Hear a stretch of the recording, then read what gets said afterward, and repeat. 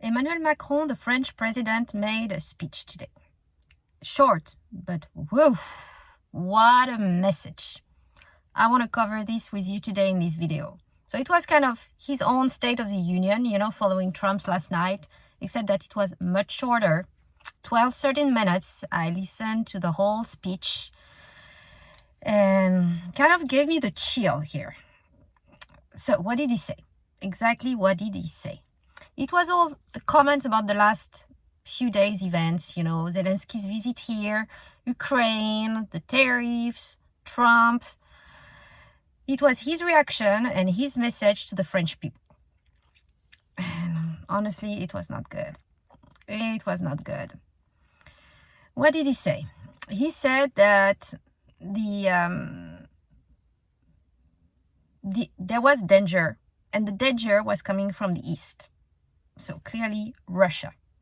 He clearly made an allusion to the Cold War, saying that the period of peace following the fall of the Berlin Wall was over. And that comparison was so powerful. So pretty much putting us back into the World War, saying, okay, Ukraine has been invaded, who's next? And he always spoke about the US as an ally. He was very clear. He said it more than once. The US is on our side. It's an ally. But in the current situation, with the current tariffs, at the exchanges we've seen, it's an ally, but we're not sure the ally will step in. So what can we do to defend ourselves against that danger on the east side? And his answer is that we need to become stronger and build up our defense. Us, the French, and us, Europe.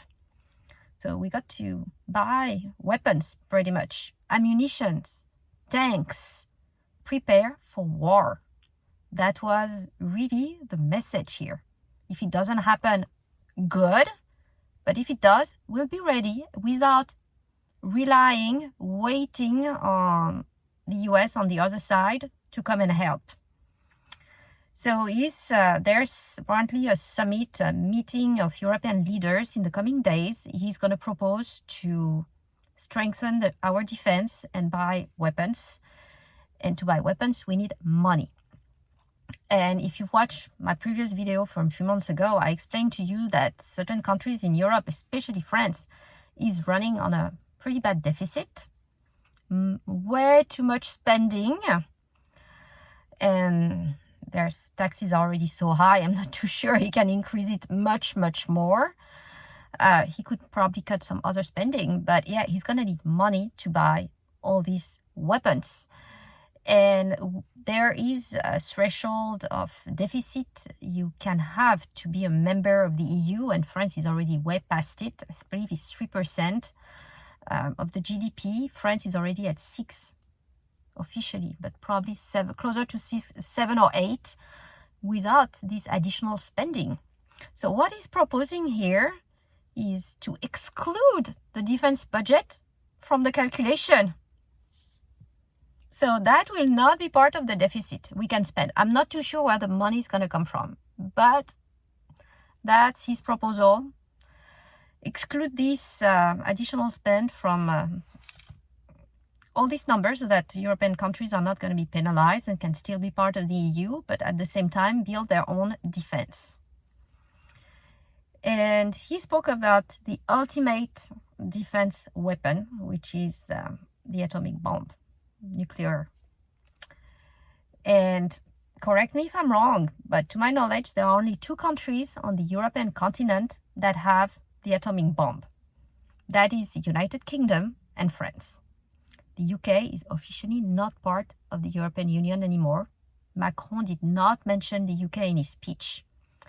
And the UK has that chance, in a way, to be on an island, which is what protected it during the Second World War, and main reason probably why it was not invaded.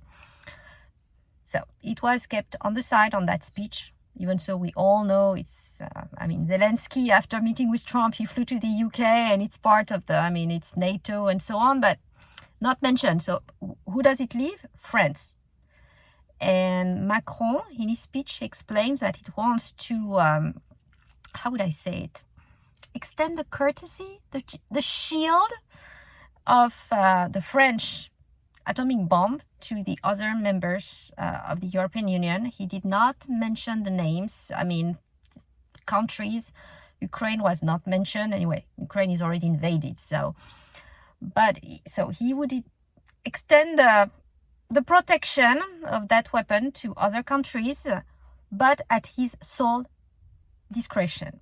He was very clear on that one, saying that him, the French president, he's the chief of the French army, and as such, is the only one who can press on the button. But yeah, he did cover the atomic bomb. That was very scary at the end, listening to that speech. Very scary. He spoke a bit like wanted to take the lead here, because also of the weapon the French have. Wanted to take the lead. First, of course, he wants diplomacy. So the diplomatic lead to start, but the lead as the one driving the European defense and move here to protect ourselves, pretty much on the European side.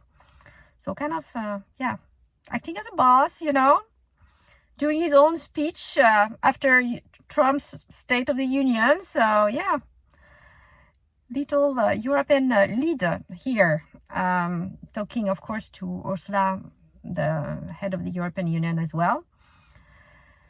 So a lot happening on the European side right now in response to what's happening here pretty much with the US and the interaction with the Trump's administration. What happened with Zelensky earlier, and the tariffs as well, because he mentioned the tariffs that are going to hurt Europe, and hoping it won't take effect. And yes, at the end, I mean, his speech is hoping for peace. But yeah, he wants to be ready in case there is no peace. And we're back into the Cold War. Yeah, very concerning speech, I would say here, coming from Europe. Very, very concerning. I listened to it and I was like, whoa. Yeah, some food for thought. I wanted to share with you because here I haven't seen it mentioned yet.